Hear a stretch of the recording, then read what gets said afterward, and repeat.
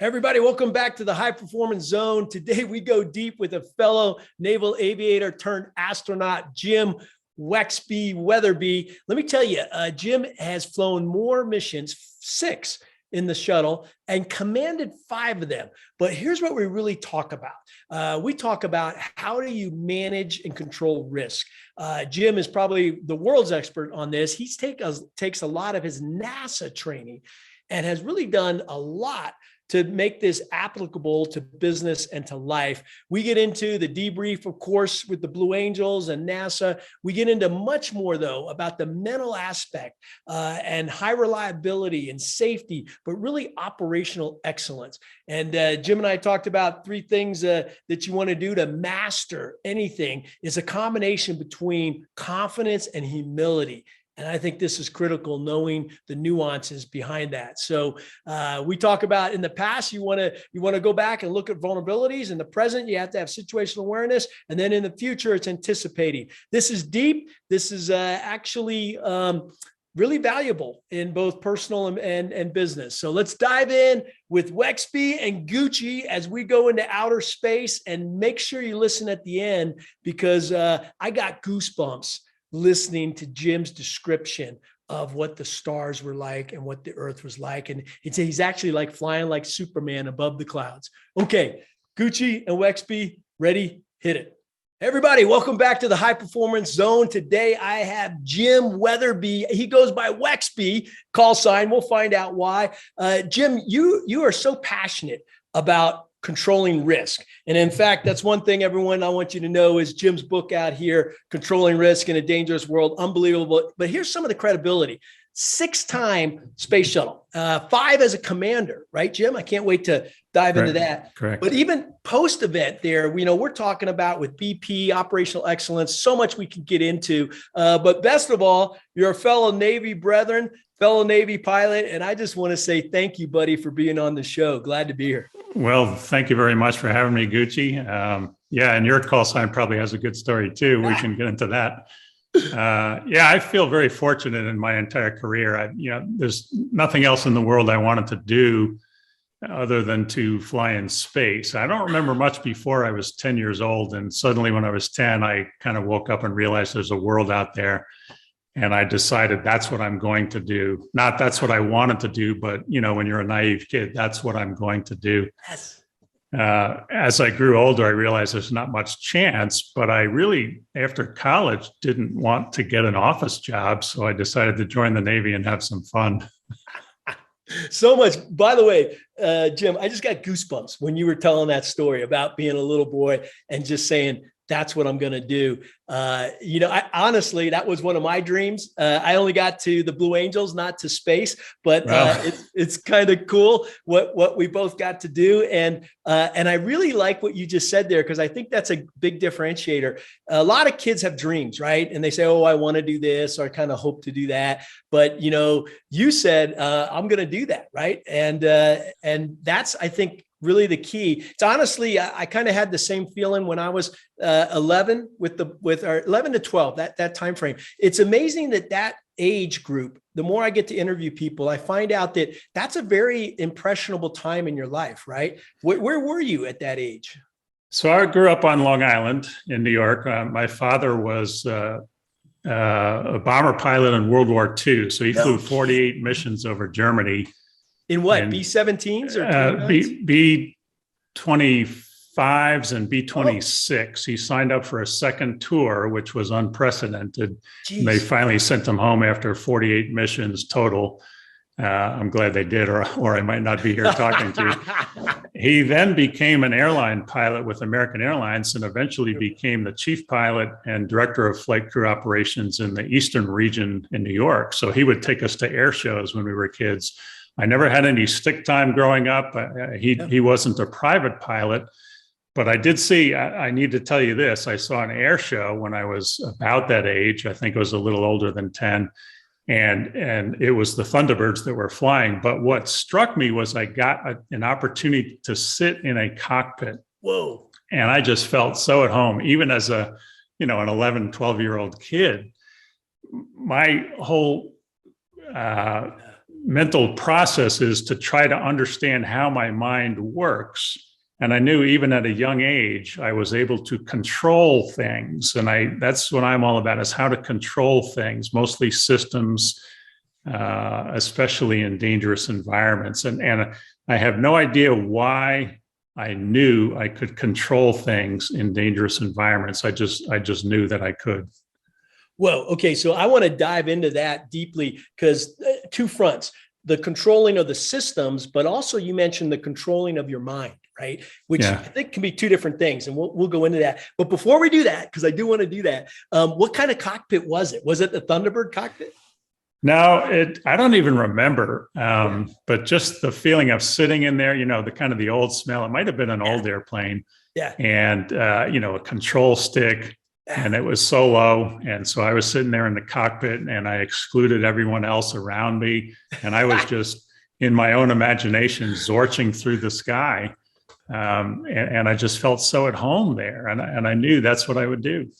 So powerful. The idea of, you also mentioned about excluding things around you. You were so focused and into that dream state. I remember first cockpit I got into, very similar. It was I couldn't believe how many switches were in it. It was an old fighter, right? And you got the stick, which was way better than something like this, right? And it just it was overwhelming, but I was like, I want to be here, right? And I can only imagine the number of switches you had in the space shuttle or some of these other things, right? So there are 1,000 switches, dials, displays, circuit breakers in the cockpit. And it was fun trying to master that environment. I really enjoyed it. Give me okay, well, let's go right into that. And then we'll go back, because I want to know how you got your call sign and all that. But when you say master that environment, that's a big statement, and you obviously did. 6 times going up there, 5 as commander. How'd you master that environment? So there are 13 major systems in the space shuttle, and each one is about as complicated as a conventional airplane. Wow. When I first joined NASA in 1984, I suddenly came across a wonderful resource called the library, and we could check out workbooks. And I thought this was wonderful. And I got a huge stack of workbooks. It was probably about 5 feet high from the floor. And I just started diving into the workbooks. Too many of the other astronauts were worried about the politics of how do I get assigned to a space flight? And I thought that was a little ridiculous. They're trying to predict the boss and how he would select people. And I thought, I'm just going to bury my head in the books, study as hard as I can, and become the best. And then he'll have to assign me. It doesn't matter. So, that's what I did. I found out one other important story I need to share with you and your audience, Gucci, is so we had world-class instructors, we had great simulator environments, we had a wonderful system of doing integrated simulations where we were pitted against the instructors who wore the black hats and the flight controllers and mission control who wore the white hats, and we were trying to solve problems together to stay alive in the simulator. But I found, in addition to the simulator, which is the lifeblood in a space environment, because you don't get to practice on a launch on a rocket. The first time you do it is for real. But the best resource was to simply find out who, for example, knew the most about the space shuttle main engines, the most complex aerospace engine ever designed at that time. RPMs of the fuel pumps are going at 30,000 RPM. If you make one little mistake and you cavitate the pump, the back end of the vehicle blows up on your way to orbit, and then you don't get to come home. But I figured out who knows more about the space shuttle main engines than anyone. Turned out it was a guy named John Blaha, another astronaut. And I simply went and knocked on his door. Hey, John, can you explain this to me? He sat me down for 4 hours and gave me a personalized instruction. And this is the world's best. Wow. So the electrical system, Judy Resnick, who tragically died on Challenger, she knew more about the electrical system. And she sat me down for another 4 hours and gave me personalized lessons just because I asked the questions. So I found out who was the best stick and rudder pilot, who made the best decisions, who designed the entry displays that were not intuitive from a pilot's perspective. And I simply went and cold called and knocked on the door. And they said, oh, yeah, come on in. What I learned, Gucci, was Wow. The world's experts are happy to share their knowledge and their experience, and they're so accommodating if you simply ask the question. So that's what I'd like your listeners to take away is just go and talk to people who are the best, and then you get a well-rounded training and instruction from the world's best. Yeah, great point. And, we're with one of the world's best on controlling risk. So we're going to ask you a lot of questions, right? But I love what you just mentioned. It's interesting to me, just ask, right? But I think what you brought up was, and find the world experts, because, it's only going to be as good as the persons you ask, right? And And the books are only as good as the information that was to generate the books. By the way, I found information in books that I memorized, and for 10 years, I would see it in multiple books, but they were redundant books, meaning they were from the same erroneous source. And 10 years later, I find out the piece of information was incorrect. So the other valuable technique that we used over the years is find dissimilar sources of information to verify whether or not something is accurate. So you can learn a lot from the books, but it isn't everything. And sometimes it's erroneous. So it really it serves you better to ask people who have experience. There's only two ways we learn. It's either through personal experience or vicariously through the experience of others. And I found that was the best training in the world, or out of this world. Yeah, I love it. I love the out of this world. You got it. That's a huge point that I want to dive into. Two ways to learn. My mind initially was going to the different, learning styles, right? But you went way beyond that. And I like it. So let's dive deeper on that. You said it's really two things. Either you learn it yourself through experience, and that's obviously, I think, the best, but also maybe vicariously through someone else who's had that experience, right? Is that what I understood, or what? Yeah, exactly. And this distinction becomes really important if you're talking about the safety side of dangerous operations, and if you want to prevent accidents. So as I travel around the country, and I've met, hundreds of people or thousands of people in hundreds of organizations, and I found that the people who really deeply understand the concept of high quality operations and how do you predict and prevent accidents, there are some who really get it, and there are some who don't really get it. And I'm sure you've seen people like this in your career. So I would ask myself, well, why is it that they get it and somebody else doesn't? Well, it turns out, also through my experience in questioning them and asking them, how did you learn to become so appreciative and so deeply understanding of high quality operating excellence? And by the way, notice I don't use the word safety very much. I always talk about high quality work and operating excellence, which safety is a part of that, but so much more goes into that. What I found is if you really, truly, deeply get it as an individual, as an executive or a CEO of a company, and there are some great examples, it comes from one of two things. Either that person earlier in their career held someone dying in their arms or suffered a personal tragedy in their life, and now, of course, they really get it.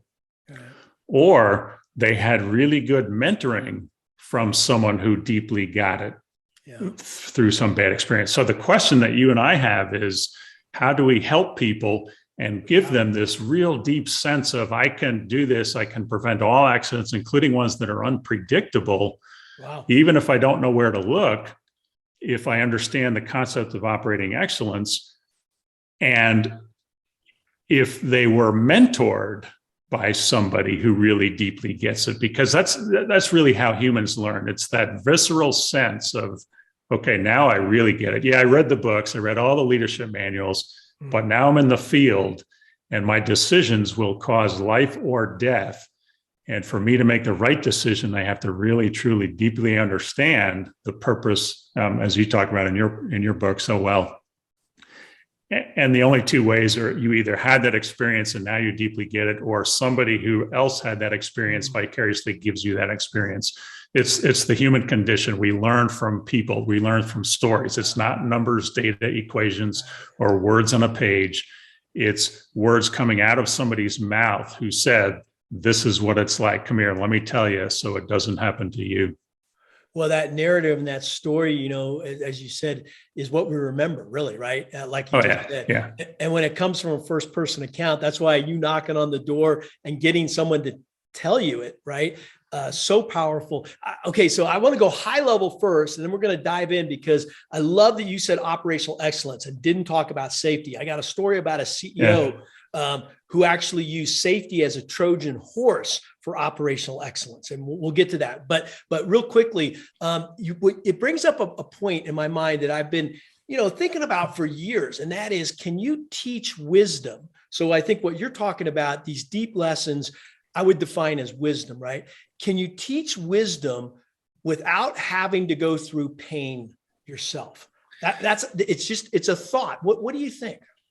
So I hope the answer is yes. And that's my life's mission from now on, is to try to give people that deep wisdom without suffering through the pain. Right. But it can only be done through stories. But also we give people experience. And as if you're a junior leader in an organization,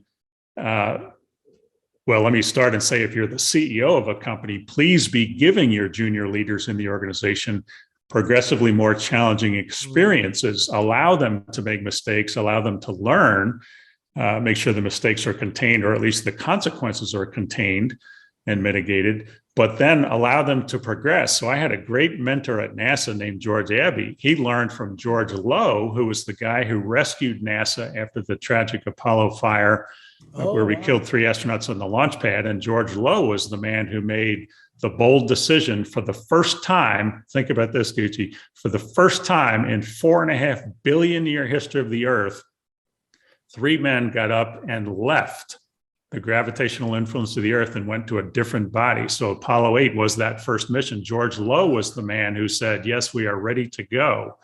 He was mentoring George Abbey at the time. George Abbey later became the director of all of human spaceflight, and he's the father of modern human spaceflight. He's the single person most responsible for the International Space Station and all its success right now. We've had astronauts on board for 20 years continually, and George Abbey in turn mentored me for 20 years. So you get a deep understanding of these concepts through either personal pain or mentoring from people who had tremendous experiences. Wow, I love where we're going. First off, I remember Ed White was one of those 3 astronauts, right? And the only reason I knew that was my dad was an instructor at West Point. He was an Army officer, and he was classmates of Ed White. So when that happened, I happened to be, he's class 52. I happened to be, a small boy at the time. And I just remember how impactful that was to have the funeral at the West Point and all that kind of stuff, at least Ed's burial. But it didn't scare me. It was just the opposite, right? It was like, wow, some people really put their lives on the line to do great things, right? Yeah. Well, both our daughters, my wife and I have 2 daughters, Kelly and Jenny, and they both went to Ed White Elementary School. Oh, wow. They were, I think, 4 and maybe 1 or 2 when I flew my first mission. Oh. But, they're too young to really understand. And then later when they went to Ed White, they still didn't even understand who he was or why the school was named for him. It wasn't until they got into high school when they began to realize, from seeing the response of their friends, their classmates, wait, your father's an astronaut? And then they began to learn about the dangers and the risk. And it was pretty challenging or difficult for them on the final 2 missions because they were old enough to understand what was going on. Yeah. Wow. Deep stuff psychologically. Hey, I want to learn about risk management at NASA, how you guys did it. I mean, you wrote a whole book on this, and everybody, by the way, got to get this book, Controlling Risk in a Dangerous World. Okay. But the premise, if I'm not mistaken, right, is you're using your NASA and naval aviation experience to get it beyond NASA, right? How can we control risk in every operation, every organization? Is that the premise, or you tell me? Yeah, exactly. So I'd say it like this. Most companies and organizations actually manage risk pretty well, and they have a very rigorous process. At least the good companies do. I've seen this a lot in lately in the oil and gas industry and aviation organizations. where they use very rigorous processes, probabilistic risk assessment, all kinds of things to go out into the field and assess risk. They bring it back. As you know, there's 3 important steps. You identify the hazard, you assess the risk, and you implement controls. There's actually a 4th step where they do the management feedback, as you talk about in your book so well, to make sure that that control process is working. But that's, and the product of that risk management, which is different than risk control, the product of risk management is a suite of rules, policies, and procedures, checklists. You know, you and I had it in naval aviation, works really well. But if you think about it, those rules, policies, and procedures are non-adaptive, they're closed, they're based on known previous incidents or accidents. If you do it this way, you will prevent similar accidents of that kind. The problem is when the worker picks up the toolbox and goes to work and to change out a pump on a commercial airline engine, for example, sure, they're thinking about the rules, policies, and procedures, but to stay alive and to do a job with high quality, they're thinking of something completely different than the rules, policies, and procedures. It turns out what they're thinking of are the techniques of operating excellence. Now, these techniques are largely mental attitudes. You know, it requires 3 things to do any job well: the knowledge, the skill, and then, of course, the mental attitude. Well, companies can easily transmit knowledge, and we can test for knowledge. We can give people skill in either a practical environment, on the job training, or in a simulator if it's aviation. But rarely do we talk about that 3rd and most critical part, which is the mental attitude, which are largely the techniques of operating excellence. If you're an apprentice and you have a good mentoring program in your company, then you're learning these mental attitudes about how do you really think when you're changing that pump or doing something critical in a dangerous environment. One last thing, Gucci, before we get into more detail later, I hope. Right away. The risk profile, once the risk managers have assessed the risk and they've promulgated the rules, policies, and procedures, in their mind, the risk is defined.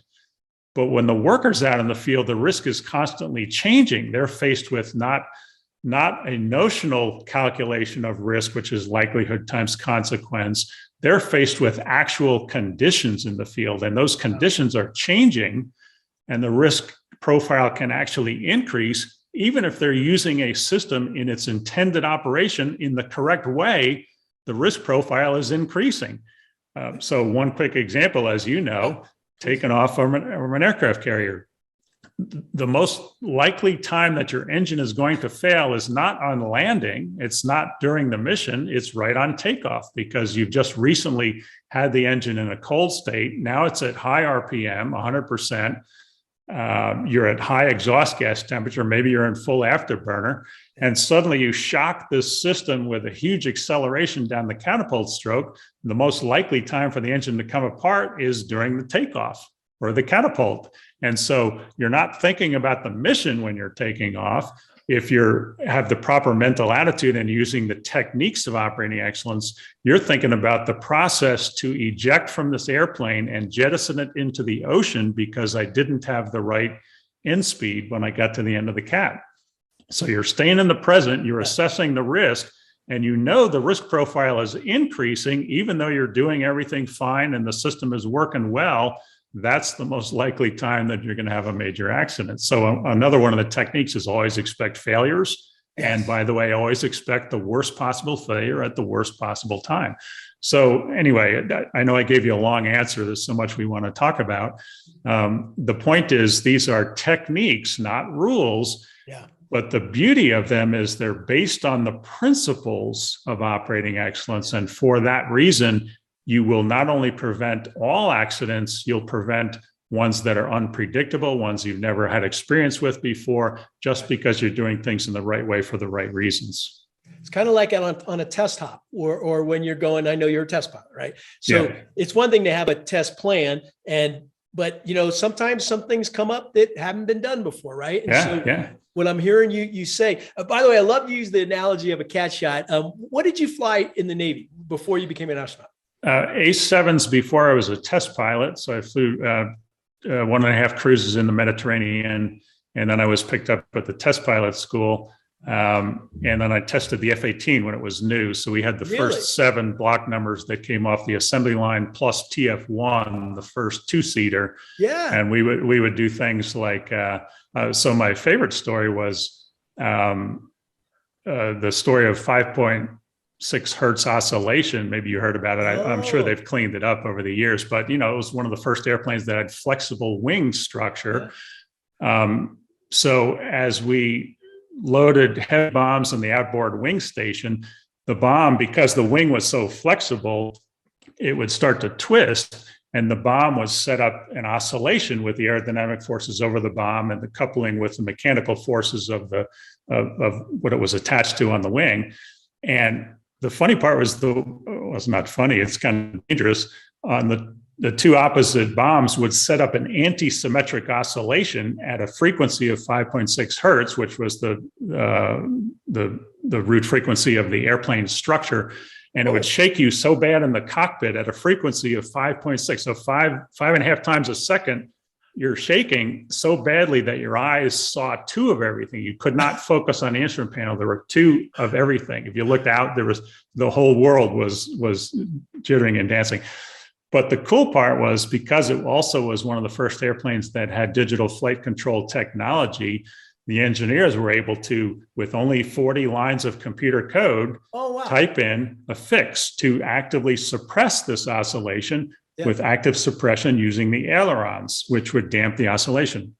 So the first time we went up to test this fix, I was in the back seat, Gordon Todd was in the front seat, a Canadian test pilot. And the faster we went, the worse the oscillation got. And he pulled the throttle back and said, "We're coming back." And the engineers were looking at strip charts on the ground. He said, no, go faster, go faster. We know we fixed the problem. And he said, "No, I don't think so. We're coming back." And fortunately, he landed. Later on that night, they came and they apologized to us because they had a single minus sign wrong, and they were actually driving the oscillation. So that's a story that I sometimes tell college students. When I went through college, I had all A's. I would get like a 91. 9 out of 10 problems on the quiz I would get incorrect, but I had the correct theory, so I would get a 91 and therefore an A. My message to engineers in the real world is, you have to get the answer right, and a single minus sign will kill people. So it's not enough to understand the theory. You really have to be accurate when you're figuring out problems in the real world. Wow, great story. So many analogies there. But I got to go to one with my dad real quick. He said, the difference between, so my dad's teaching math at West Point, right? Okay. And he's an engineer, right? He went to MIT, RPI, all that kind of stuff. And the cadets just weren't getting it, right? He was trying to teach the concept of infinity, but trying to teach it in a way that they would actually get. Back to your idea of a story, as compared to, I can give you all the books, I can show you all the formulas, but really, what is infinity, right? And my dad would always get the guys who are struggling the most, right? So the ones that are about to fail, right? And he's in class, he's teaching them, and they're not getting it. Finally, he goes, "Okay, by the way, what's the difference between an engineer and a mathematician?" So I'll ask you that. Any thoughts? What do you think the difference is? In grad school, I studied some pretty high-powered mathematics, and it was all theoretical, and it was all wonderful and interesting. But I couldn't find practical application for it in the real world. Now, the more you get into the real world, the deeper you get into the physics of the universe, that there is a lot of application. That's how Einstein figured out general relativity, was because he deeply understood the math of it. So mathematicians, engineers, let me say this. I have a question about engineers. How do you design a bridge if you've never designed one before? So again, it goes back to, you have to have experience, but let's say you're designing a new bridge now. How do you really do that? sometimes I get the sense that they go by experience and not the math of it, but I don't know. I could be wrong there. I'm hoping there's value in both mathematics and engineering. You have to do both really well. Here's the punchline, and you're right on target. And I just remember this as a little kid. So he, at the time, he said, okay, here, cadet, line up. Here's the wall. Here you. Now you take half the distance and just keep taking half the distance. Will you ever get to, and he said, by the way, it's not a wall. We'll call her Dolly Parton at the time. I guess she was the big thing. He says, will you ever get to Dolly Parton? And, the cadets, are listening to him and they didn't know what to answer. And he says, here's the difference. A mathematician will tell you, no, you will never get there. But an engineer will say, for all practical purposes, you're close enough. Yeah. So that was his story, but I liked yours about even Einstein relativity. So real quick on this, because there's so many points to go on this. You mentioned back the mindset, the mental aspect of the three. It was the third one, right? What were the first two again? Knowledge, of course, is required so that you get that in books and classroom. And then the skill, the practical application of that knowledge, either on the job training or in the simulator. Yeah. And organizations test for that and they evaluate people, but they don't really talk about the mental attitude. It's a big unknown, and it's such an unresourced tap that you could turn on and really turn, your workforce will be energized if you can talk to them about the mental attitude, help them. It's all the things that you wrote about. Fearless success is largely mental attitude. It's very little of it is, I assume, practical application. Well, you can practically apply it in the workplace, but it's all about how you're relating to people and how you debrief and how you control your own mind to make sure that you succeed with the highest possible performance. And that's what I want to go into, because I think that's the biggest white space, right? There's lots of procedures out there, knowledge and process, but let's dive into the mental attitude. So when you go out there and you work with companies and all over the world, right? How do you address this mental attitude piece? So I offer two things when I talk to companies. First is not specifically what you're getting at, but it's a very important first step. In a very small section of my book, I wrote a couple of pages about the 10 common adverse characteristics in place in organizations just before they have major disasters. You didn't mention in your intro of me, your gracious intro of me, one of the other things, kind of the dark side of my career, is I've been involved with the recovery efforts of 4 major world-shaping disasters, both space shuttle accidents, and then the Texas City disaster, and then the Deepwater Horizon accident, where I was the technical editor on the investigation team. Wow. But I was responsible for helping the companies, the organizations and the companies recover after those accidents. In addition to my first cruise, we had 7 fatalities in 7 months on 7 different airplanes. Some are multiple crewed airplanes and some were single seat. And that time back then, Gucci, you remember in the late 70s and early 80s, that was considered a successful cruise, but the Navy realized, hey, we need to really change the way we're doing things. Which carrier were you on, by the way? The Kennedy, USS John F. Kennedy. We had Admiral Tuttle was our captain. And you were out of Cecil. Which A7 squadron? The Blue Hawks, VA-72. Nice. It's ironic, not ironic, but to your point, my first cruise was 86. So I'm a little bit, behind you. And it was the Enterprise. And we lost, I don't know the exact number, if it was 7, but it was close to 7 people and about 5 accidents. Again, to your point, that was considered okay. Nowadays, that's not, right? So So the first thing I offer with companies is, it turns out, from my whole experience of looking back over 40 years of dangerous operations, and I've seen companies that have had a series of minor accidents, or you've heard the standard thing, they come in 3s. Sometimes they come in 4s and 5s, and it's really bad. Organizations that have accidents typically have one or more of the same 10 things going on in the organization. So one of the things I offer when I go around to talk to companies is we go through all 10 of them pretty quickly in about 1 hour, so 6 minutes per condition, adverse condition. And I simply list the condition and I turn it over to the audience or the employees. Typically, it works better in a safety conference where you have multiple companies and you don't have the CEO of the company in with the people who are talking. And I'll ask them to share any experience they've had where they see companies that do violate one of these 10 things. And it's always the same 10 things, and everybody always has stories to explain where they've been in organizations that have one or more of these 10 things. And my message is, if you have one or more of these 10, you might be headed for disaster. So make sure if you're on the leadership team, you're looking into that. Let me just share 2 of them with you, if I can. We still have time? Yeah. Oh, yeah, we got tons of time. Okay. So the first one is, and this is by far the most prevalent, and it goes like this. Executives in a company place more attention on organizational results than they do on the quality of individual activities. Now, there's nothing wrong with organizational results. In fact, that we could both make the case that organizational results is the bottom line. That is the mission statement. We are trying to accomplish things. We're trying to produce something. We're trying to do things.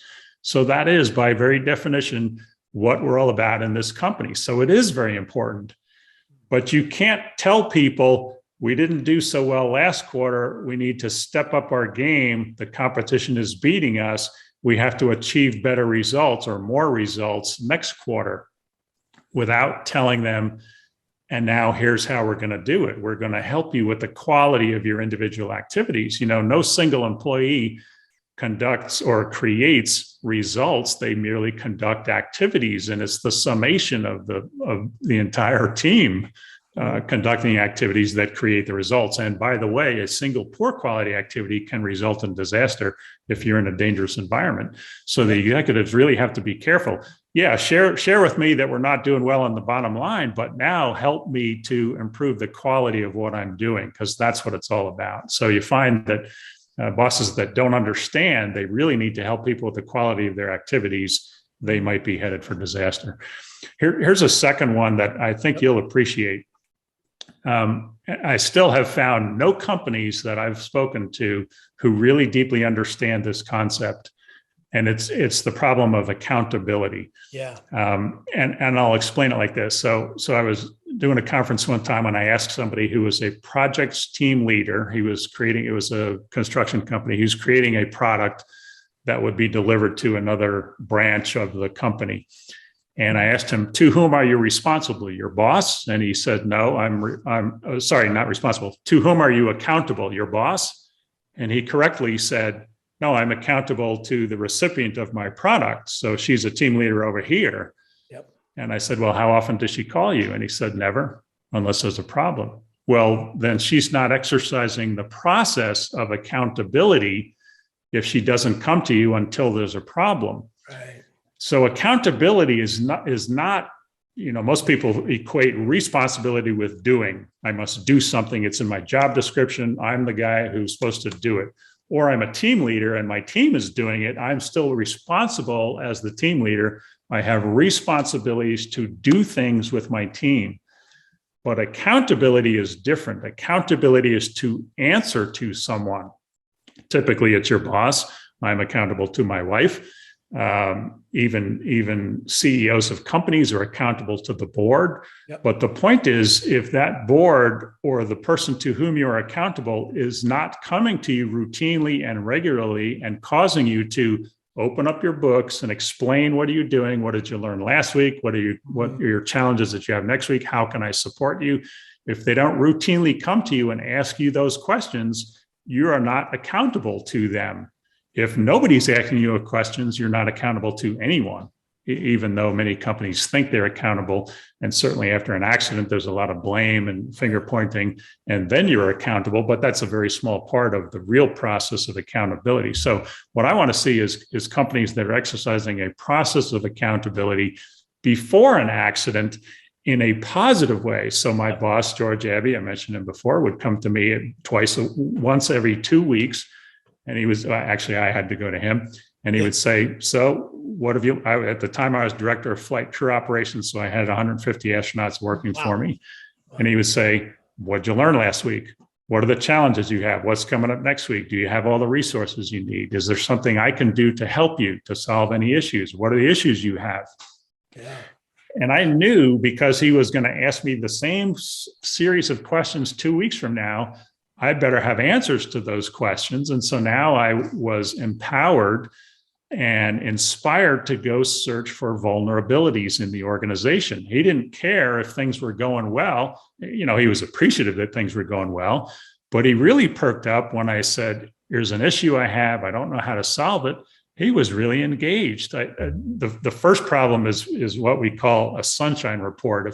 If you're only giving your boss sunshine reports, you're not value added to the organization. What my boss wanted to see are, have you identified the vulnerabilities? You've heard this, the saying, don't come to your boss with a problem without a solution. Well, I disagree with that. Okay. I was empowered to bring problems to my boss, even if I didn't have a solution, because he'd say, well, good. So you're going to look into that next week, right? Yes, sir, I am. And I'll try to find a solution. Even if he didn't have a solution, he wanted to know that at least I was searching for vulnerabilities. So that accountability is, my message is, accountability means to answer. So it's a minimum 2-person responsibility. Somebody has to ask questions routinely, and somebody has to be answering questions routinely. Then you really feel that accountability. Now together, I'm finally getting to the bottom line here. Now with my personal integrity, I can prevent accidents and produce a lot. But if I have this supplemental feeling of accountability, now it's even more powerful. I'm going to produce more. I'm going to prevent accidents that are unpredictable because my boss is helping me think about things in a different way, or giving me more resources, or helping me identify vulnerabilities. And hey, we need more resources here. And well, you don't have it, but let's figure out a different way for you to do the job correctly with high quality because we don't have the resources. So that personal accountability is a 2-person responsibility. And together with my own integrity and responsibility, I can accomplish miracles and beat the competition and do everything that the executives want. Wow. Thank you so much for the depth of that. Because let me point it back, and then we'll talk about how the Blue Angels debrief and how you at NASA debrief, right? Because I think one key point you brought up was, if you're only debriefing, what we'll call debrief, or accountability is only when there's a mistake, like this one example story, then, you and I both know you're not getting the results that you want. You're not getting the theory even behind it. I love the way you defined that accountability, though. You have to ask questions, right? And it's a two-way street, kind of like trust, right? Two-way street. Same thing with personal responsibility. I love, if I got this right, you take personal responsibility, but accountability is to a larger degree, right? Your boss, the outcome that you want is. Did I get that right? How do you? Yeah. So the simplest way I think about it is, responsibility is to take action. Okay. Accountability, the root of the word, comes from the business practice of opening up the accounting books and giving an account. And so if my boss is saying, what did you learn last week? What's coming up next week? What are the challenges you have? I'm giving him an account of my responsibilities, of what I'm doing. That process will supplement responsibility and personal integrity by giving me better tools that I don't have inside my head, because now I have access to his questions, which might be insightful because he has more experience, he or she.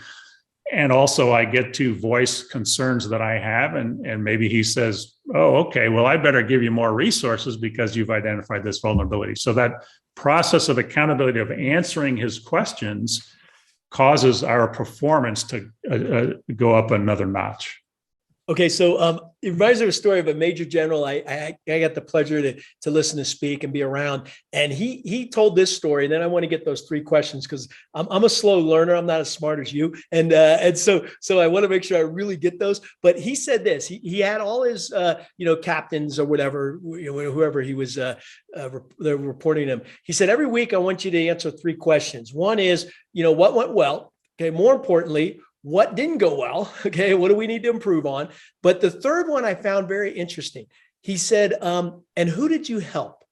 And that was very unique because I get the first two, of course, right? But I really like, and who did you help? Now, what were the three questions that I should ask anybody in leadership should ask on accountability? What your boss did to you? What were they again? So it was never the same three questions. Oh, really? Okay. It depends on what's going on in the organization at the time. And so you really have to have a boss who's engaged and knows what's going on in your organization. Yeah.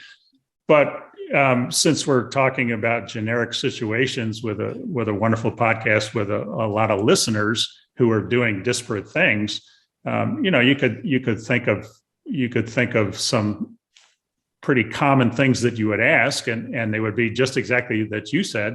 What did you and your team learn last week? I like that. Or what did you do? But more importantly, what did you learn last week when you were doing it? Yeah. What's coming up next week? What's coming up in the future for you and your team? Do you have hurdles or handicaps or challenges? What do you foresee are the problems that so what you're really trying to get the team leader to think about is, hey, I better be anticipating what's coming up next week and think ahead to solve these problems. And if I don't have solutions, I better be going to the boss and asking. By the way, it comes from Admiral Nimitz. He was great at creating this process of accountability in the nuclear Navy.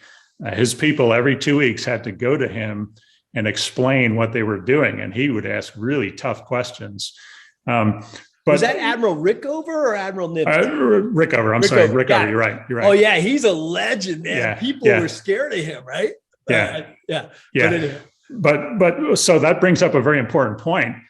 Often you should have this process of accountability done in a positive and supportive way. I like that. We're in a dangerous work, and lives depend on it. So it's not that you're trying to be overly nice, but you're supportive and positive is the way I want to say it. I like that. So somebody asked me one time, I was coaching a leadership team, and they said, "Are you saying we have to be nice all the time?" And I said, "Well, no, but you have to be correct, and you have to be saying things to your team.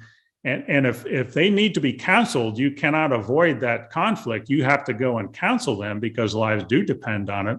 But everything you say, you're thinking about the effect of your words. And is this person going to perform better next week in service of the mission or not? If they're not, then I didn't say it correctly. And I have to go back and figure out a different way to inspire them to accomplish the corporate goal or mission statement." Well, that's good. But yeah, so it should be done in a positive way. Yeah. And not just at the end of the year for the performance review. It should be done every week or whatever frequency you want. Yeah. Where you're engaging with your people and you're just asking them questions that will help them do their job better and help you understand how you can support them better. So if you don't know what to say, just go and ask those questions. What did you learn last week? What's coming up next week? How can I help you? If you ask, how can I help you? They'll tell you the issues they have and what they're looking for. Now, you don't always have to give them what they're asking for, but they're going to indicate that the challenges they have, and then you got to figure out a different way to help them. If you can't give them a special tool, then you have to give them more time to do the job if they don't have that special tool. It's a pivot real quick on the glad to be here. We're both wearing our shirts, by the way, and I love the way it looks with your red there, to be, in the present moment. But when you talked about, there it is, glad to be here. When you think about, and I know you read the book about how on the Blue Angels we use the glad to be here to mean many different things. And the way I've taken it since the Blue Angels is it's a statement. It's an ethos. It's more than a statement. It's an ethos or a culture that is operational excellence with a positive, grateful mindset. They're not separate. right? Yeah. It's not a fluffy feeling either. You don't say glad to be here just because things are going well. Heck no, you could have had a disaster. You know, that's probably the most time you're glad to be here. But what does it mean to you? What does glad to be here mean to you? So when I read your book, it struck me that it was very similar to a philosophy that I've had that I learned that really helped when I was on the launch pad for my first time launching into space. Nice. And it's this concept that, in my words, and then I'll tie it to the glad to be here ethos, because it's very similar. In my words, it is, I'm here now. I'm in the present. I'm sensing everything. Nothing else in the world matters. Right.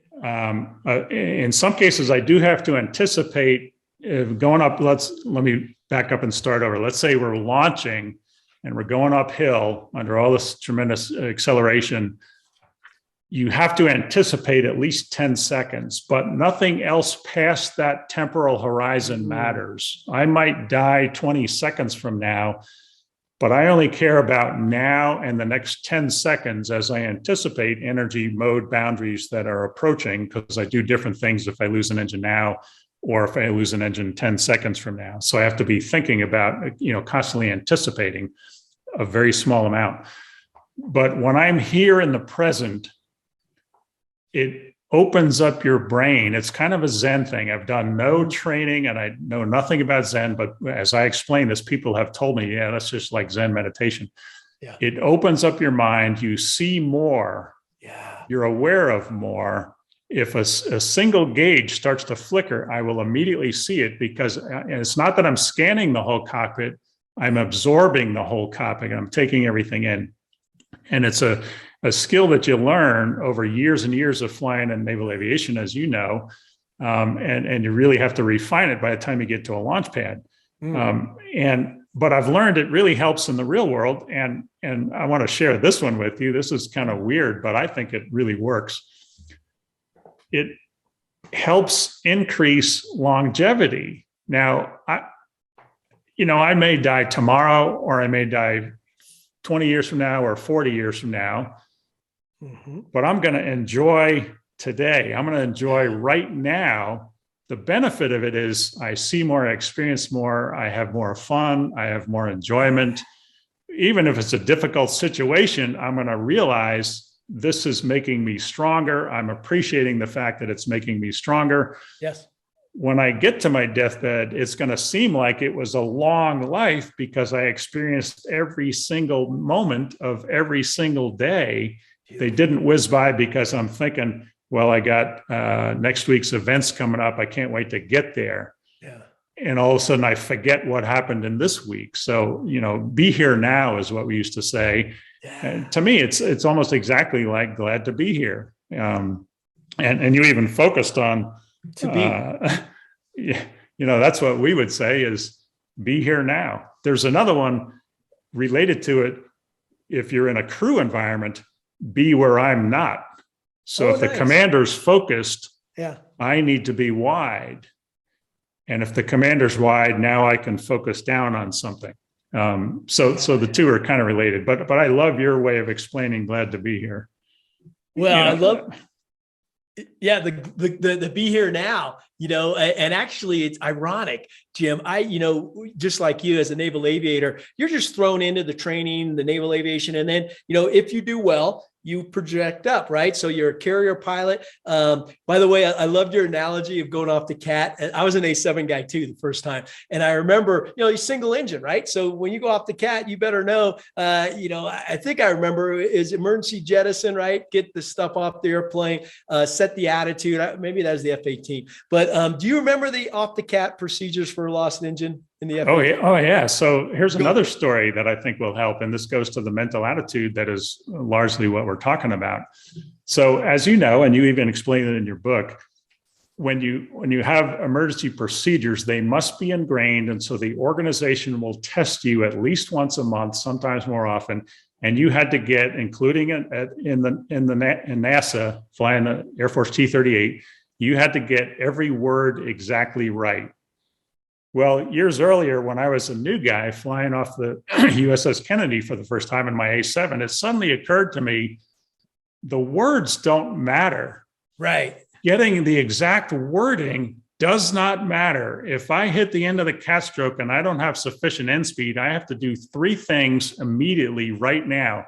Those three things are not words in my brain that I translate into actions. They are the actions. Nice. So I would memorize the actions. And so every time before I saluted, I would rehearse in my mind the three actions physically. And after I saluted, I would drum the instrument panel with three fingers, and that reinforced in my mind, not the words, the physical actions that I'm about to do, because I know I'm going to jettison this airplane into the ocean because I am not going to have sufficient airspeed.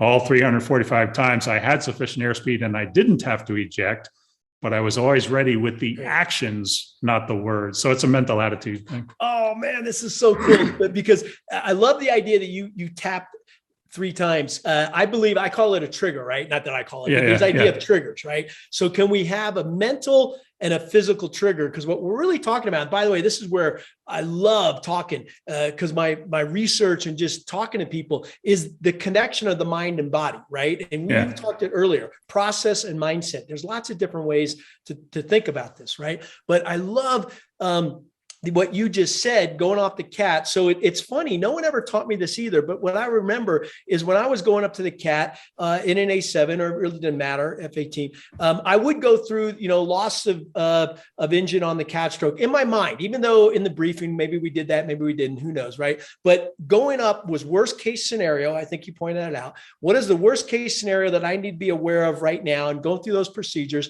and actually reaching down, right? Finding where was that switch?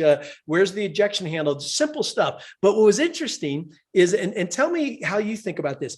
I would do that going up to the stroke, right? And then you get, then you're back into, okay, check your flight controls. You're back into the normal processes.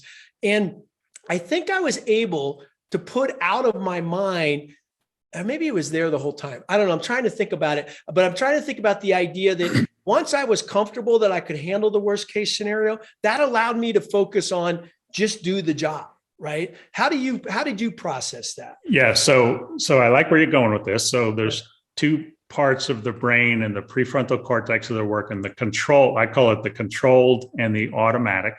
Okay. The reason we train so extensively as naval aviators, as musicians, doctors, surgeons, athletes, tennis players playing in Wimbledon, whatever, golfers, that was for sugar. Yeah. I got a golf question to ask you. Don't let me forget. We're good. What's the reason we train so extensively is because you can only do one thing in the controlled part of your brain. When you multitask, you're not really operating in the controlled part of your brain. You're doing one of two things. By the way, let me complete the sentence. The reason we train so much is because you want to put as many things from controlled relegated down into automatic. Yeah. So we learn, they call it muscle memory, all those items into the automatic processing of your brain. Some people call it subconscious or unconscious. To me, it's more effective from an engineering perspective to call it controlled and automatic. I like that. The reason we train so much is to put more and more things in automatic. But that's conventional training. The more training you do, the less you have to think about it. Athletes talk about it all the time. Don't let your head get in the way. Don't think when you're swinging the golf club or throwing the football, whatever. So Tom Brady is processing everything and it's all automatic. Yep. Yeah, you're hitting a fastball. You can't think, you just got to swing. That's basic training. When you get to advanced training, you have to develop the ability to sequentially pull things up from automatic into conscious control. Nice. And then relegate them back down to automatic. So the example is flying formation. And you tell me if this is right. Of course, we do formation as normal naval aviators, but you do it to an extreme elite level. When you're flying in formation, going to a target, the controlled part of your brain is working the throttles and the stick as you're maintaining position. But occasionally you have to look at and back up the pilot, the lead airplane, make sure he or she is going in the right direction. So you look down at the navigation systems. When you do that,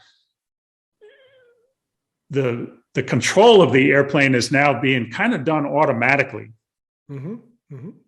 But then you go back up and make sure you're in the right position, and you're looking at the McDonnell Douglas or the Boeing words, yes, as you describe in your book about how to maintain position.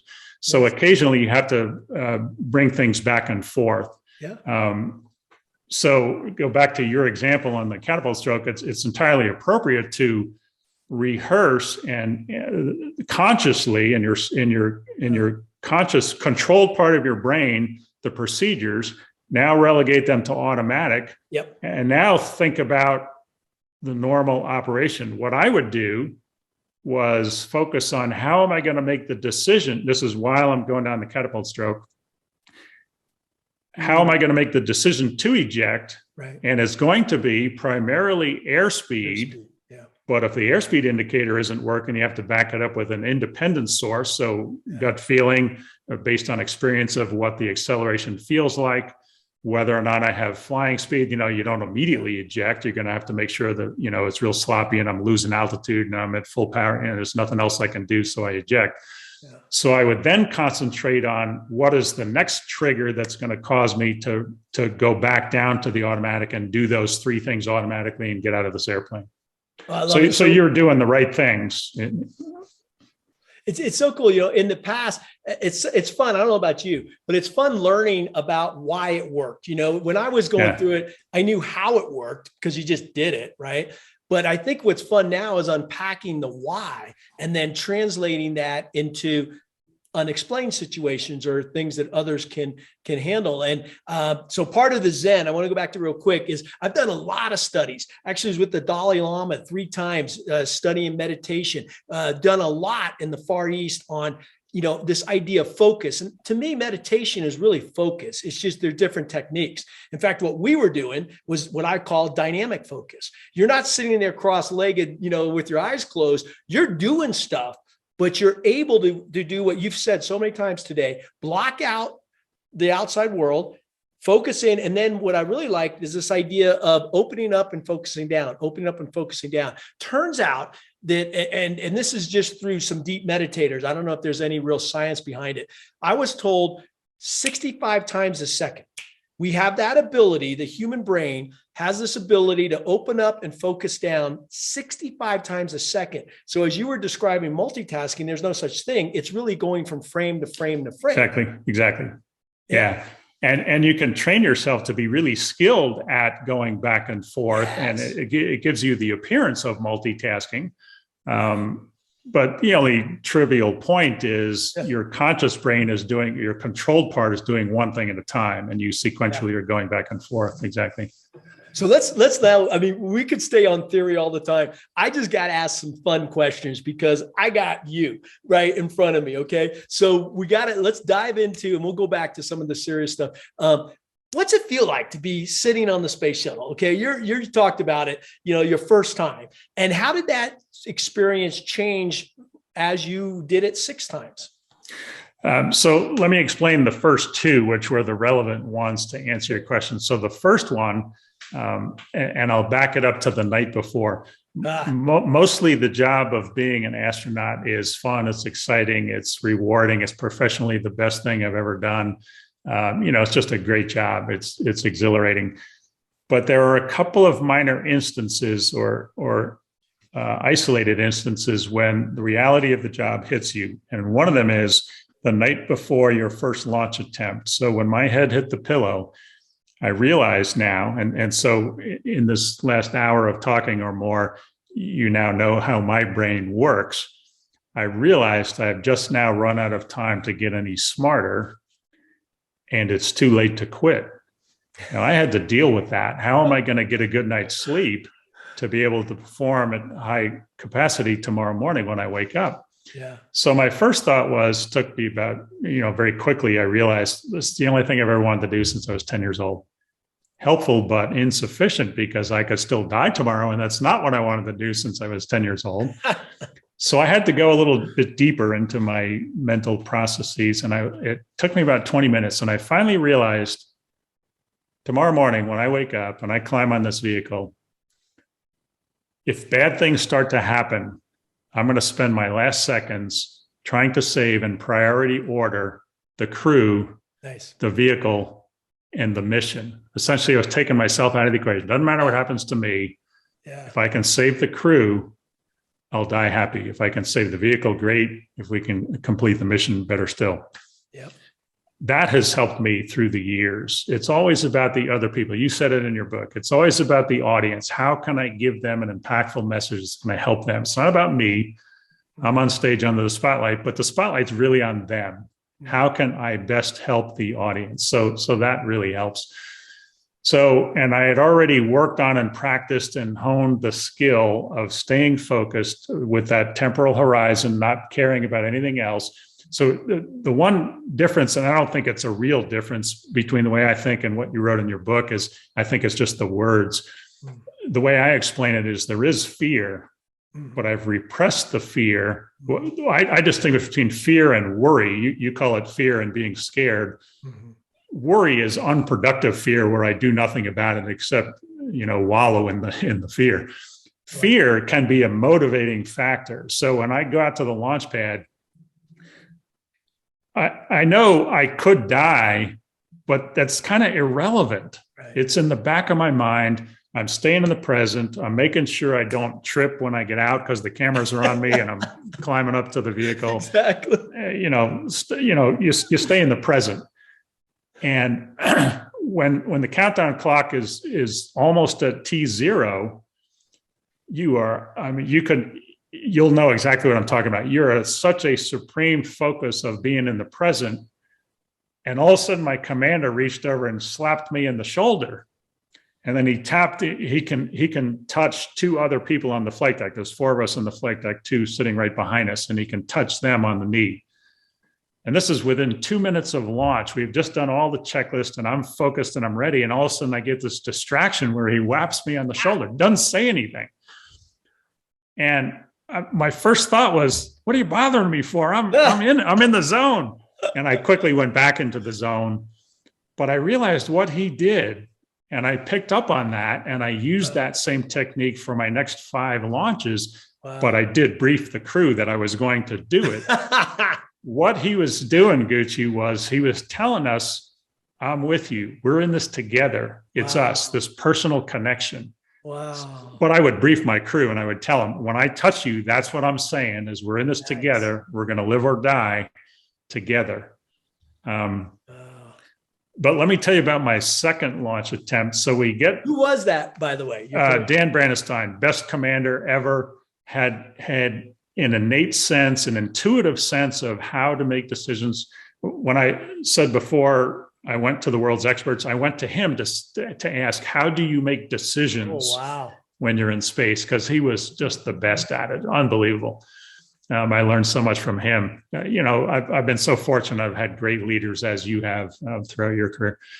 So my second launch attempt or second launch, now I'm the commander. Typically you fly 2 missions as a pilot or a co-pilot, but the organization needed me to step up and become a commander. So I was fortunate in the right place at the right time, that kind of thing. Again, glad to be here. Yeah, exactly. Yeah. So now I'm the commander. And I'm sitting on the launch pad and we had a weather delay that I didn't think we were going to. I wrote about this in my book. I didn't think we were going to launch that day. So I had to sit there with nothing to do. And there was really no fear, no worry, because I really knew we were not going to launch. Turns out we did launch, but nevertheless, all the checklist is complete. And we're sitting there and I had the opportunity to think. And I was thinking to myself, I finally reconciled this concept that I had, this discontinuity I've had in my brain for my whole career of flying in the Navy. I have simultaneously thought that I was the best pilot in the squadron and that I was the worst pilot in the squadron simultaneously. I could never figure that out. And it finally occurred to me as I'm sitting there on the launch pad, what that discontinuity is all about. It's what I wrote about. It's called the balance of confidence and humility. And you touched on it in your book. You got to have humility. Yeah. Well, to do what you did and the kinds of things I did, you have to have supreme confidence as well. If the way I explain it is, if you don't have confidence, you'll make mistakes. But if you don't have humility, well, because you're afraid. If you don't have confidence, you're more afraid. You're going to do things out of fear, and you'll make mistakes. Makes sense. But the cool part is, if you don't have humility, you won't realize you're making mistakes. Yeah. Oh, beautiful.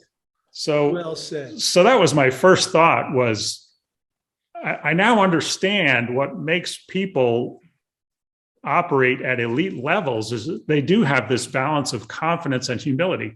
So the humility, the part about me thinking I was the dumbest guy in the squadron, caused me to study so much more than anyone else. But when I first, here's another story I didn't tell in the beginning in my Navy career. Before I flew Navy jet the first time, I looked at the syllabus and we only had 6 simulator flights.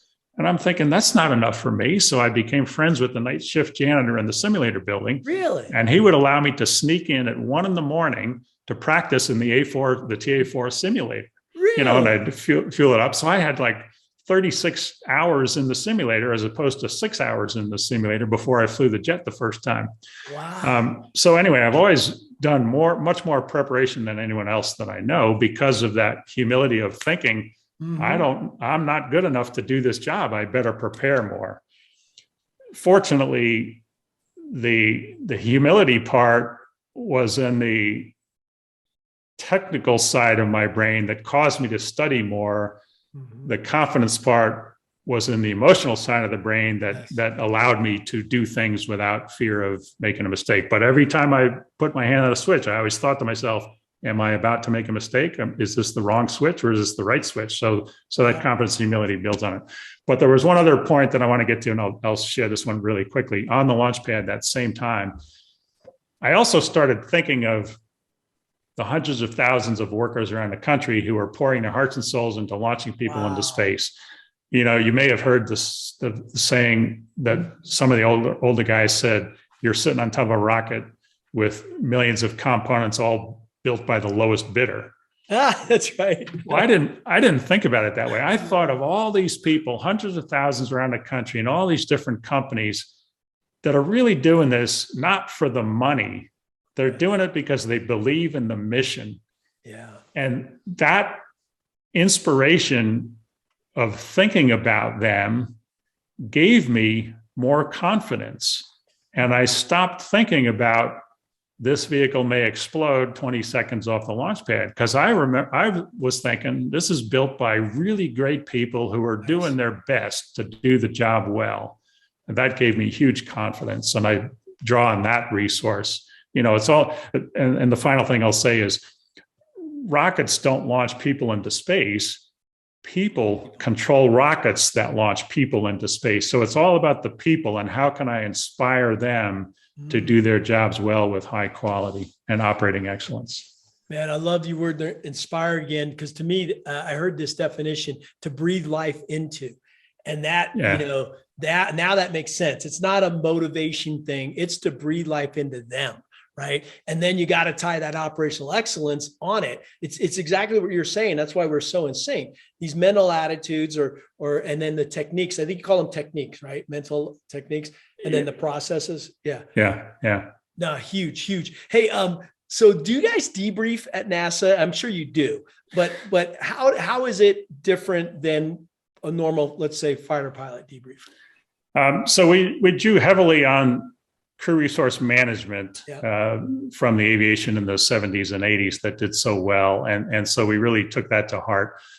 But as you know, and again, you wrote about this, and I believe it in my heart as well, it really comes from the commander. He or she has to set the tone, but also think about, it's not just the commander admitting when he or she has made a mistake, because it's easy for the leader to admit making a mistake because our reputation is already built. Right. If you're a new guy, it is really hard to admit making a mistake. So you can't just walk the talk and admit making mistakes. If you're the senior leader, you have to encourage people or actually reward them when they do admit making mistakes. So you have to make them feel like they contributed to overall mission success by admitting the mistake, and not make them feel bad, and so that they will admit mistakes in the future. And hopefully over time, the mistakes decrease because they're learning.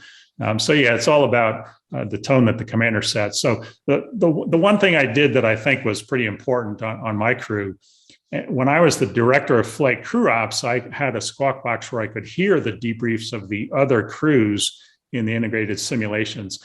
And too often, I'm embarrassed to say, too often I would hear crew members blaming the instructors, or the flight controllers, because you didn't solve the problem quick enough, and that's why we lost the vehicle. Even when it was a problem that the crew made, a mistake the crew made, they would sometimes say, well, you could have helped us more there, and you didn't do that. And I thought that was just terrible. And so I created a rule where you're not allowed to blame anyone else. You're only allowed to look inward. And how did I fail to contribute to the solution?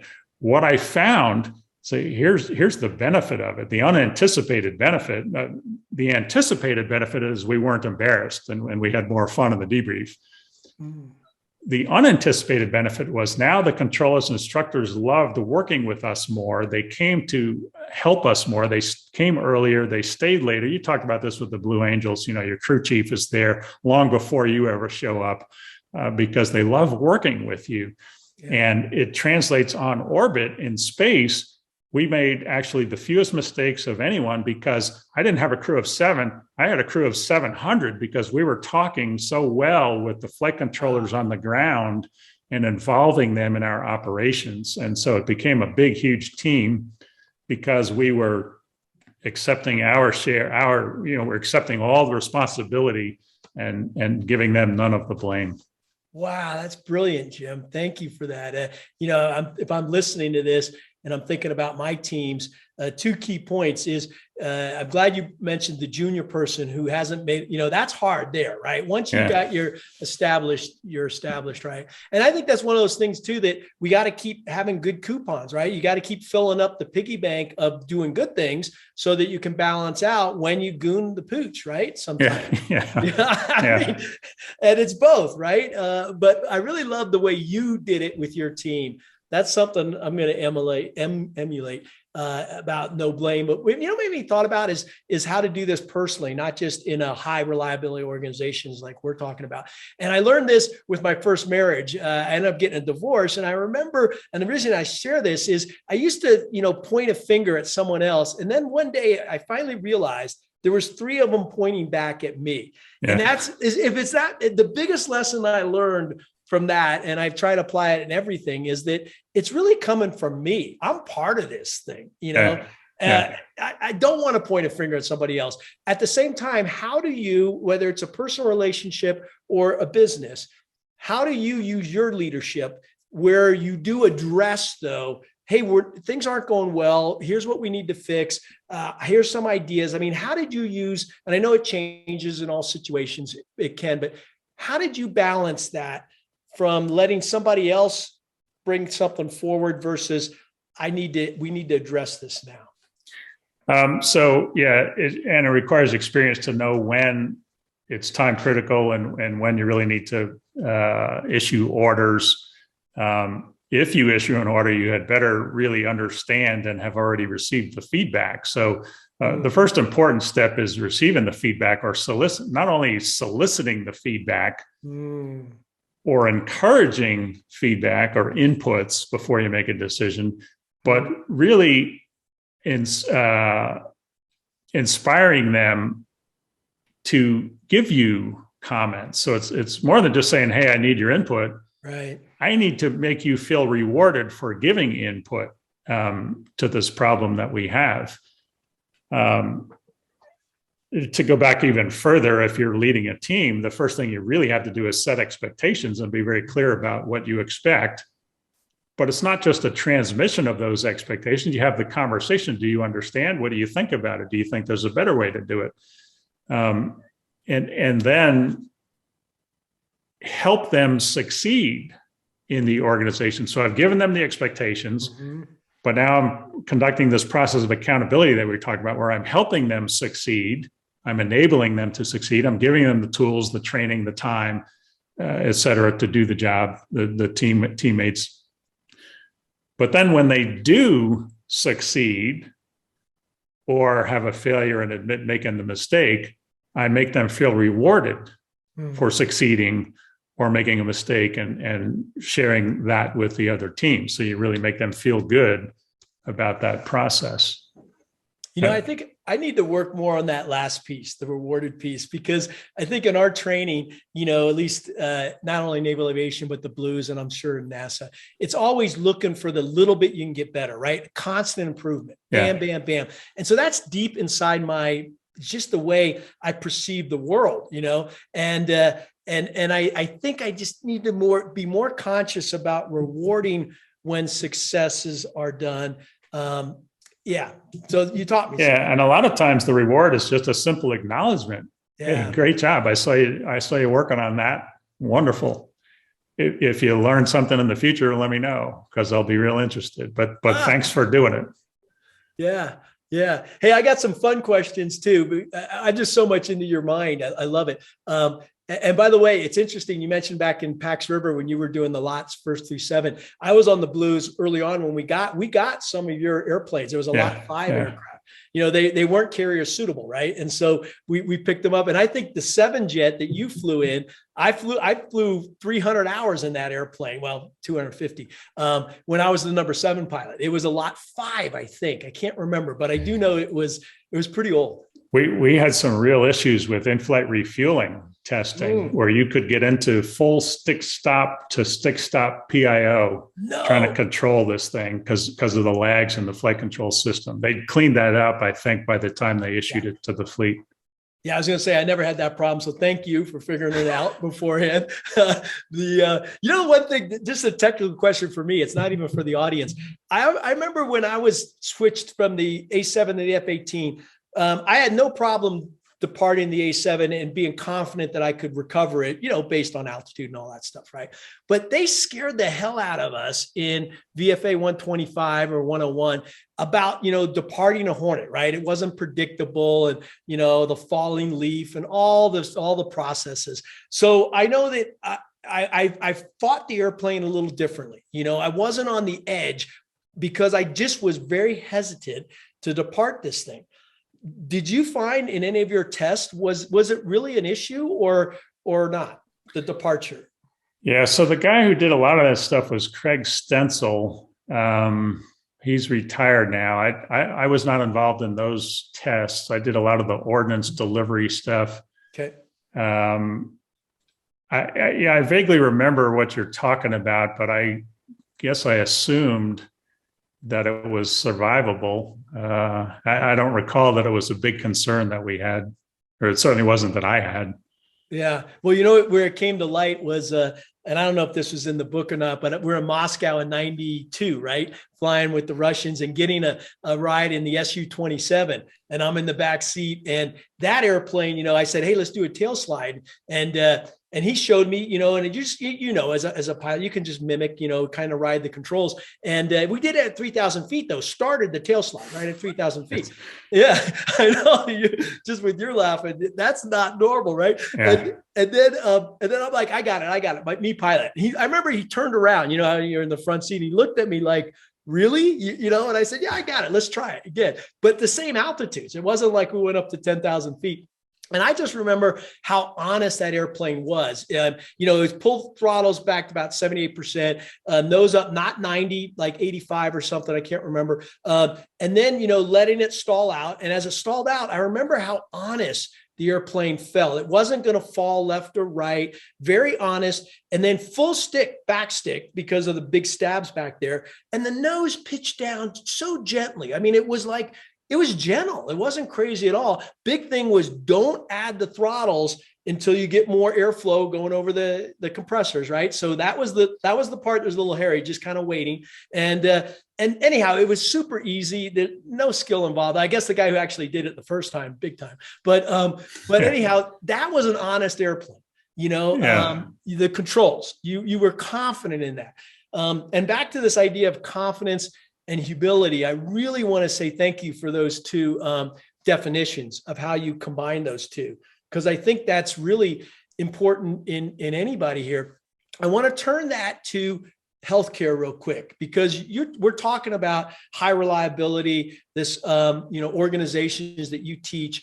And it's one organization, I work a lot in the healthcare system now, and they've adopted the process in the aviation, crew resource management, the checklist. That's now pretty standard any hospital you go to.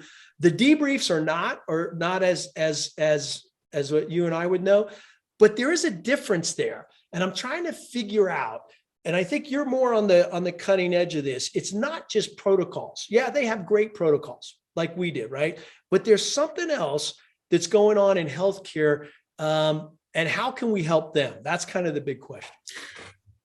Yeah. So just before COVID hit, the last speech I did was at Massachusetts General Hospital, where I was invited to come and talk to the anesthesia department.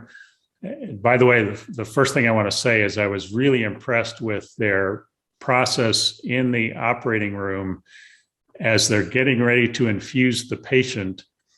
The teamwork was elite, and some of it was verbal communication, but a lot of it was nonverbal communication that I could see and sense what was going on. Again, you wrote about this, the nonverbal communication side. You got to have that teamwork there, or you make mistakes and people die. So I was really impressed with what they did there. I didn't get involved in the debrief side. What you have in your book, keep helping organizations with that kind of a debrief. Recognize, and this, by the way, is coming from not somebody who really knows, because I haven't done a lot with the medical community, but my sister's a cardiologist, brother's a family practitioner, nieces and nephews are all in the medical community. They have an additional challenge that we don't have in aviation. You remember years ago in aviation, there was a law that was passed that said if you admit making a mistake, then you're not held liable or accountable in a judicial system. Yes. They don't really have that, so they have that challenge of the potential malpractice suits.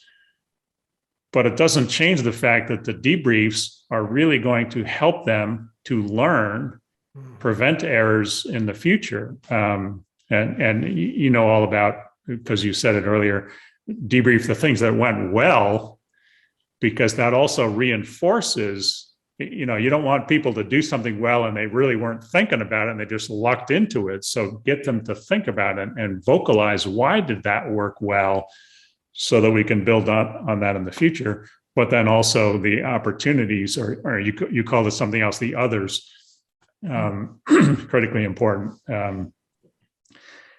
How to get them to do it, again, it's going to be up to the surgeon, the lead person. The other challenge they have, by the way, is that the doctors are not on their own. They're working for an organization, and the bureaucratic organizations are the negative side is they're interested in productivity and that kind of thing, and not so interested in other things.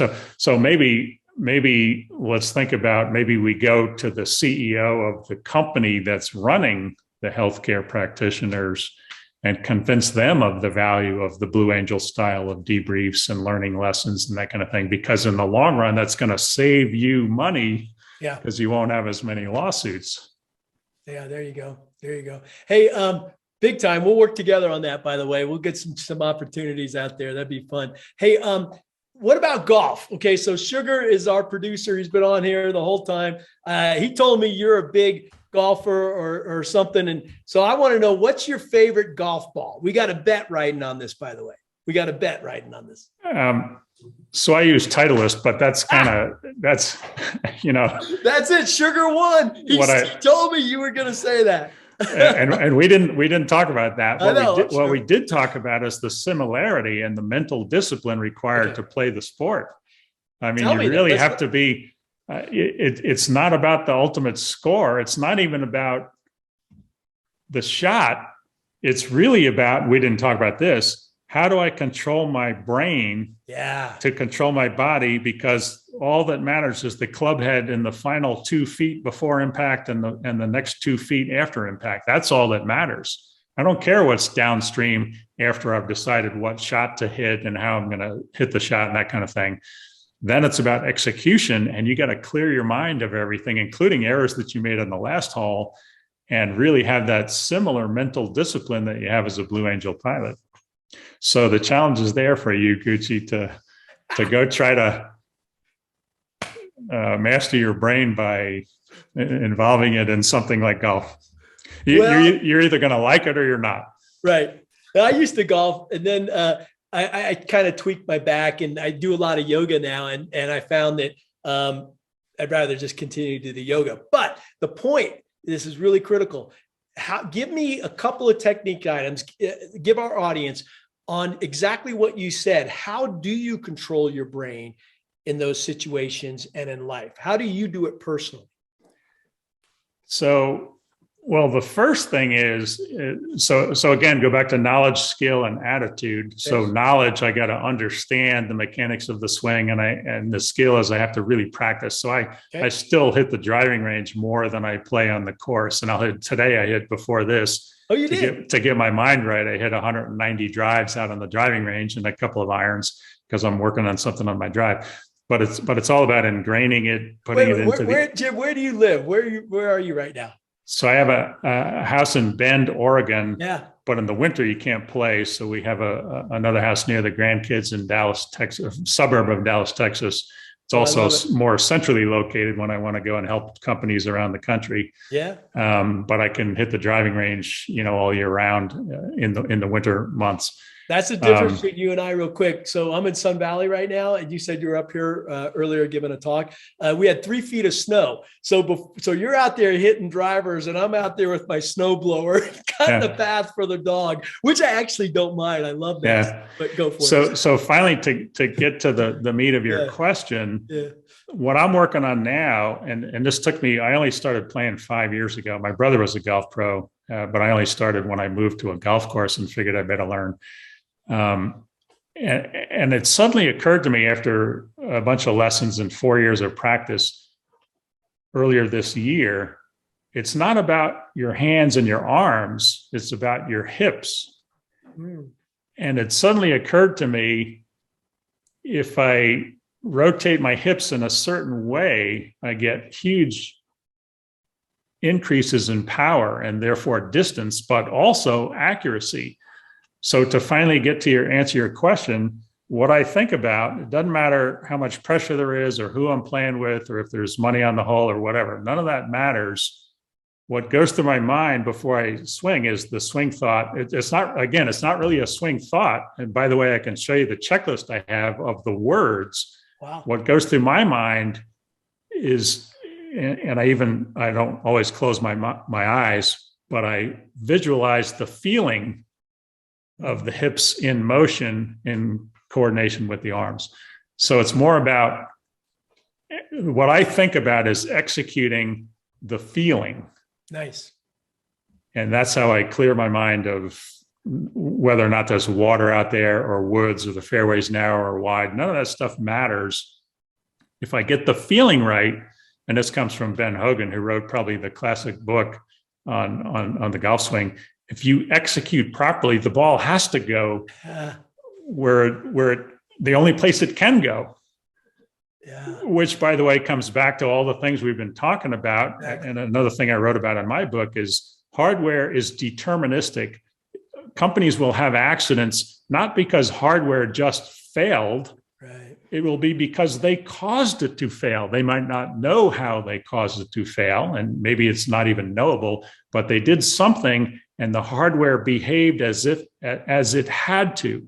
Yes. I mean, the Challenger accident occurred because we put the hardware in a situation where it had only one thing to do, and that was blowtorch the attach mechanism between the external tank and the solid rocket booster. And so, of course, it failed, and the solid rocket booster cut the external tank in half.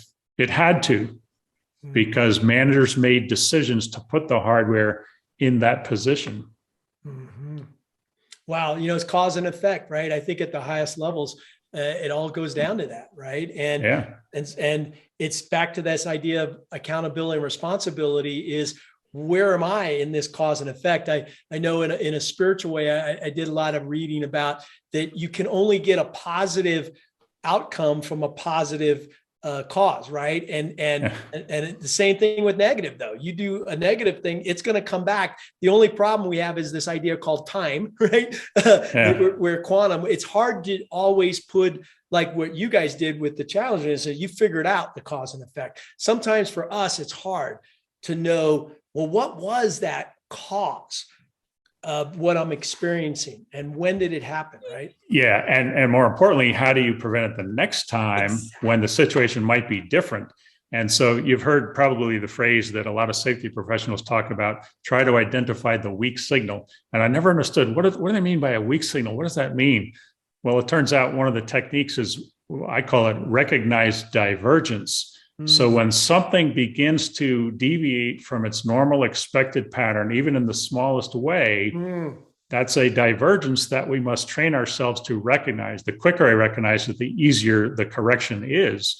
And so one of the examples I talk about is Hurricane Rita came through Houston years ago. It was 3 months after Hurricane Katrina, which devastated New Orleans. And now all of a sudden, everybody in Houston is scared. And so millions of people hit the evacuation route. And first of all, there were many car accidents. Why? Because people are in a different mindset. They've diverged from normal operations and they're not thinking straight. So if you're a driver evacuating from a hurricane, recognize that everybody else is going to be driving erratically and dangerously. And that's when there's going to be a lot of accidents. So the recognition, you called it, you use trigger step in a different way, but it's kind of similar. I try to identify trigger steps that are external, that are happening, that are causing something to diverge. And my job is to make sure that it doesn't cascade to disaster. I love what you just talked about. And, you know, it gets me back to, remember I said early on in the conversation, I worked with this one CEO. He actually was in Europe, and he used safety as the Trojan horse for operational excellence. And we've been talking about operational excellence the whole time, right? Which is really the key, because that applies to everything, not just safety. But he had a company where they just didn't get anyhow, the point was, he said, doing what you said, he said, let's focus on, here's my expectations on safety. And when something happens, I want to be called right away, put in some protocols and processes. But he got to where the people were aware of safety, the protocols, how to address this, my expectations. And once he trained that, he then was able to escalate it to anything, right? In operations, which the reason I share that with you is because I know you speak not just on safety. In fact, you don't want to be lumped into that. You know, it's too narrow of a market. It's operational excellence, right? That is making the big difference. It was interesting, though. He's the only one I've ever seen that used safety to drive operational excellence. Have you seen that other places? No. In fact, most people just drive safety for safety's sake. Right. And yeah, I never thought of using it in that way. If it works, great. I would do the reverse. I would talk about operating excellence and high quality work. And oh, by the way, the benefit is you're going to be doing things safely, necessarily because you're doing it in the right way for the right reasons. Yeah, I agree with you. I think that's the better approach. Hey, I could talk for you forever, but I do want to wrap and then do a quick debrief ourselves. I think the audience has really learned so many amazing takeaways here, and I really appreciate how you've made them applicable to not just NASA or aviation. I mean, it's applicable to life, right? Can you leave us with what would be a couple of live withs? Maybe they're quotes, maybe they're things in your life that you live your life by. Is there one or two that you want to share right now? So, good question. Let me say that the one thing that comes to my mind is the very first technique. We talked earlier, the first technique or the first procedure or process in managing risk is the 3-step process of identifying the hazard, assessing the risk and implementing the controls.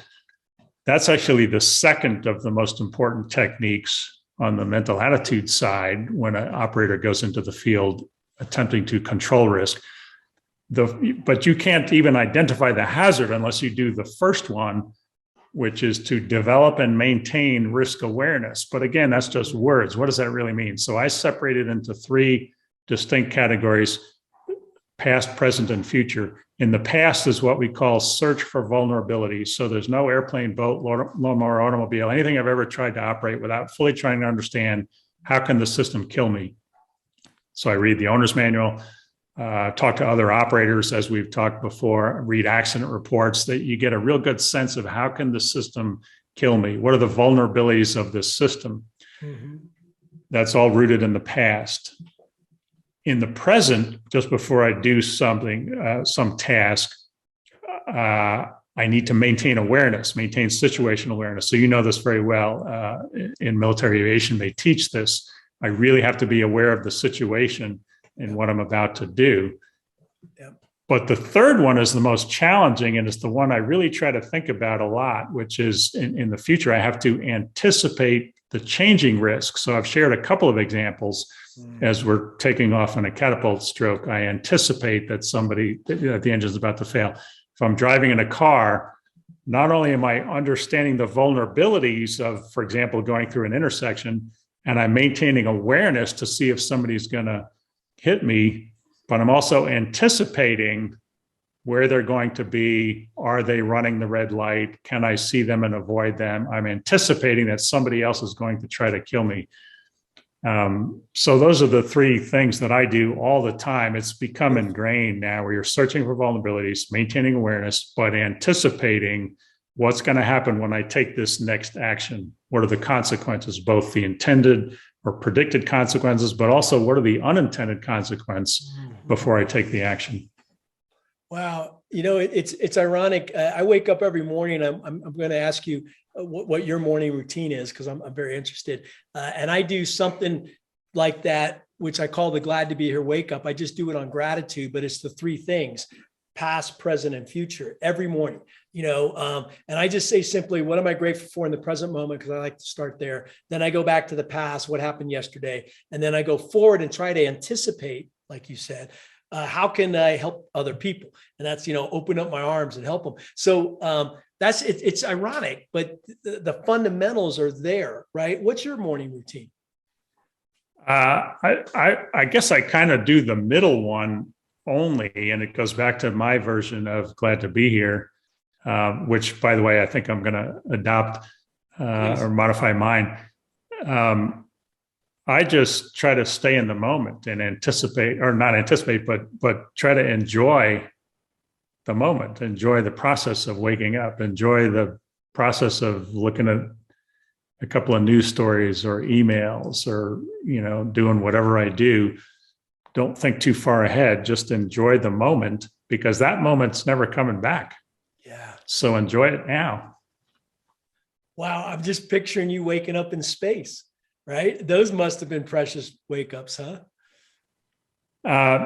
Yeah. I mean, there's so many things you can see and experience and feel. As the commander, you're always thinking about the mission and is the vehicle healthy, that kind of thing. Are the crew members working at their peak effectiveness? How do I help them best?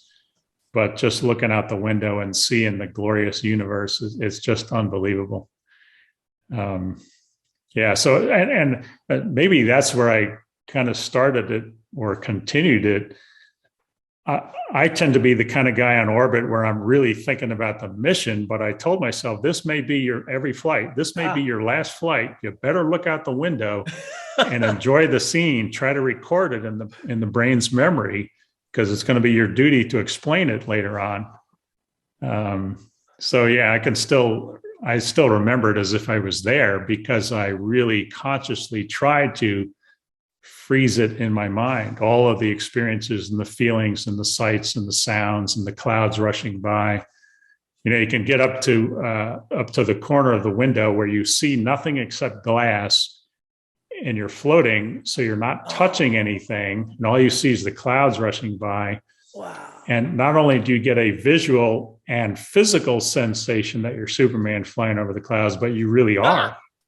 Oh, so it really is kind of unbelievable. And then seeing the nighttime side with tens of thousands of stars with the unaided eye, all different colors, mostly white, but some yellowish, some reddish, some brownish, some bluish. Didn't see any green ones, but and no twinkling, just points of light. wow. Unbelievably dense in our galaxy. And then there are three objects you can see outside of our galaxy with the unaided eye that you can also see from the ground. And it's just incredible to think how far away they are outside of our galaxy. What are those? The small and large Magellanic Cloud and the Andromeda Galaxy, the nearest galaxy to us, is visible with the naked eye. But the Large Magellanic Cloud, 160,000 light years away. So it could have exploded 150,000 years ago and we wouldn't know it for another 10,000 years. That's how far away the light is. And it's hitting my eye up in space. Unbelievable. The nighttime side of the atmosphere glows a green color. Oh, nice. It's a phenomenon called Joule heating, where the electrons from the oxygen atoms and molecules get heated by the sun on the daytime side. And they jump up to a higher energy state. On the nighttime side, they cool, and the electron drops down to a lower energy state, gives off a single photon, but the whole atmosphere is doing it. So it's a kind of a greenish color on the top. It just blows your mind. And then we went through the southern lights, analogous to the northern lights, the aurora. We went through the upper region that's red, and it's like you're flying through a neon tube inside of a gas cloud that's all red outside the window. Unbelievable. Whoa. What a way to end the podcast. You just put me in a state of awe, right?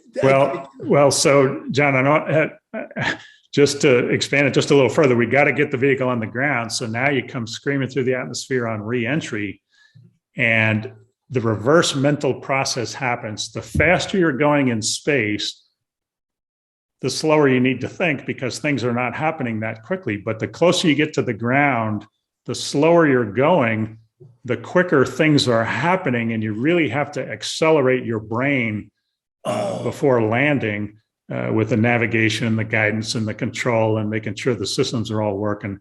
But there was a point where the vehicle rolled up on its side.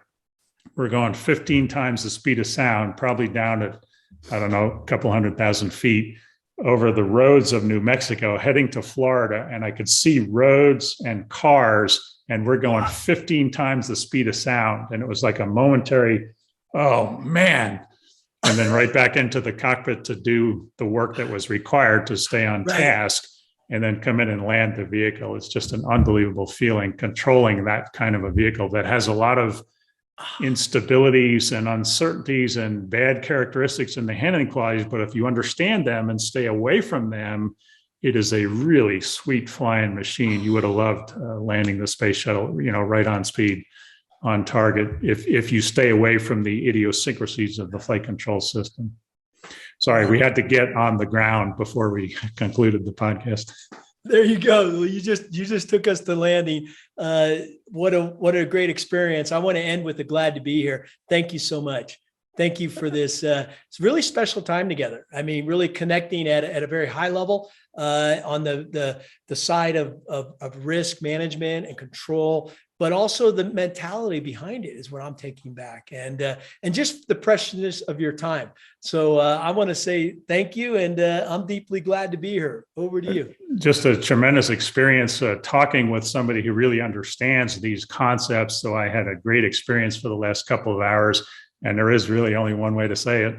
Glad to be here. Glad to be here. Thank you, Wexby. Gucci out.